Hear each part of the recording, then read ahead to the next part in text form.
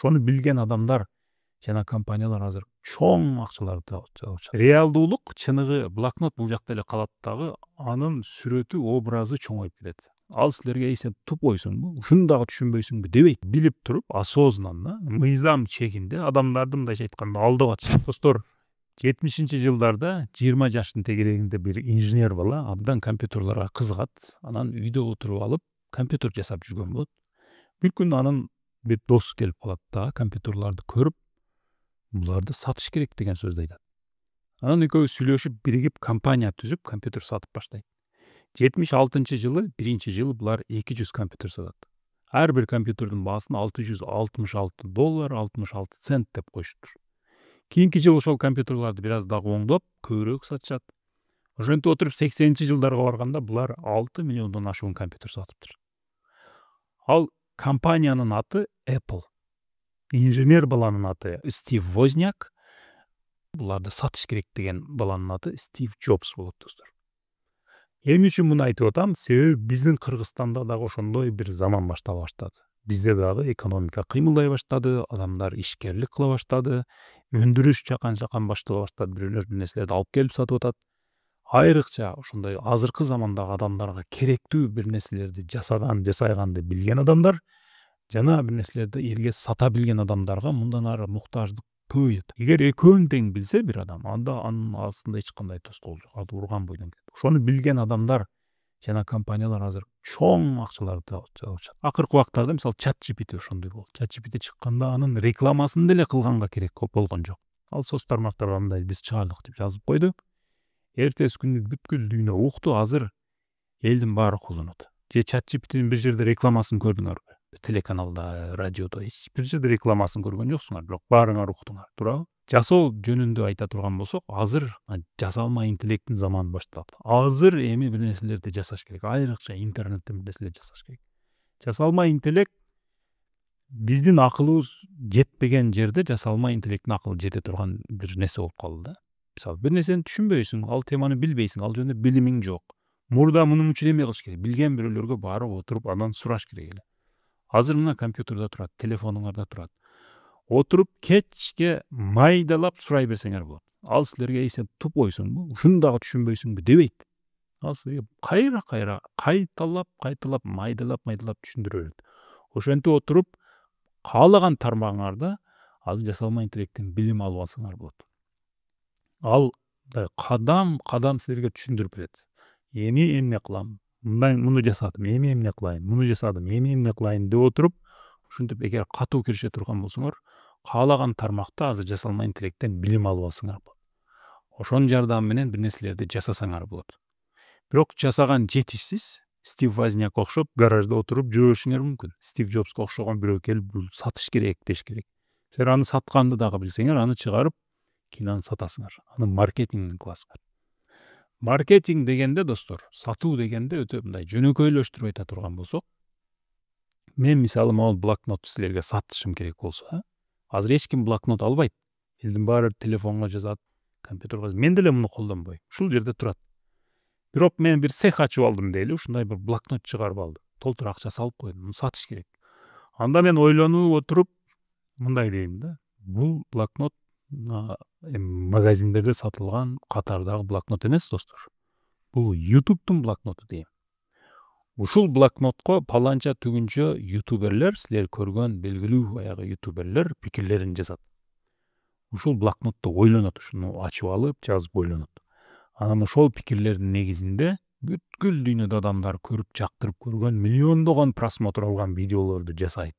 Десем, анда бул блокнот тегерегинде силердин көзүңөрдө бир иллюзия пайда болушу мүмкүн, бир жомок, бир окуя пайда болушу мүмкүн.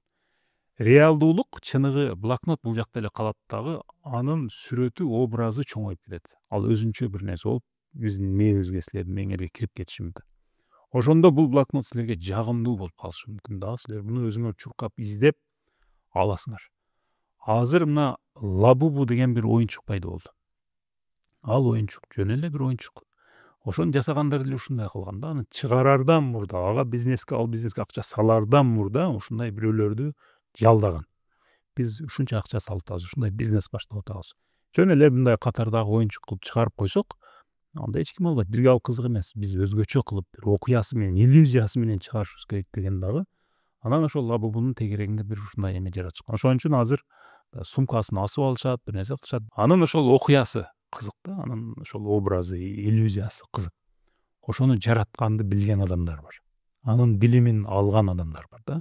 Аны отуруп, аны деле ошо ChatGPT'ден сурап, окуп отуруп үйрөнсө болот достор. Же ошентип бир нерсе жасайбыз, же ошону сатабыз. Же экөөнүн тең үйрөнөбүз дагы, анда кетебиз да.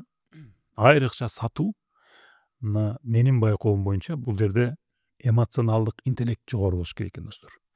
Сезимдердин интеллекти, EQ деген бар. IQ деген ал баягы математикалык эсептерди жакшы чыгарган, башы ошол жака иштеген адамдар. Анан EQ'су ушул эмоциялар, сезим интеллекти жогору болгон адамдардын алар ичиндеги сезимдерди, өзүнүн ичиндеги сезимдерди мындай беш колдой көрүп турат. Анан аларды контроль кылат. Аларды чачырап туш келди сыртка чыга беришине уруксат бербейт. Керек учурда керектүү эмоцияны чыгарганды билет.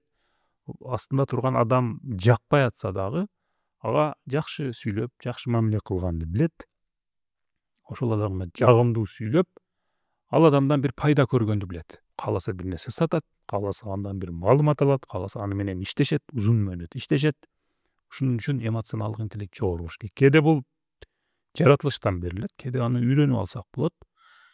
Көпчүлүк адамдар буга көңүл бурбайт. Муну укпагандыгы үчүн жана мен айткандай эмоциясын чачыратып сыртка чыга бергендиги үчүн эмоционалдык интеллекти жогору болгон адамдар аларды оңой эле башкарып коет экен. Жаш баланы башкаргандай башкарып коет. Ошон үчүн ушуну өнүктүрүп алсак, бул бизге жалпы эле жашоого өтө пайдалуу экен да. Же бир коллективге киргенде, ал жердеги адамдардын эгер мындай жогору интеллект жана мен айткан EQ'су жогору бир адам ал жерге барса, 20 адамдын баарынын портретин тез эле чыгарып коет.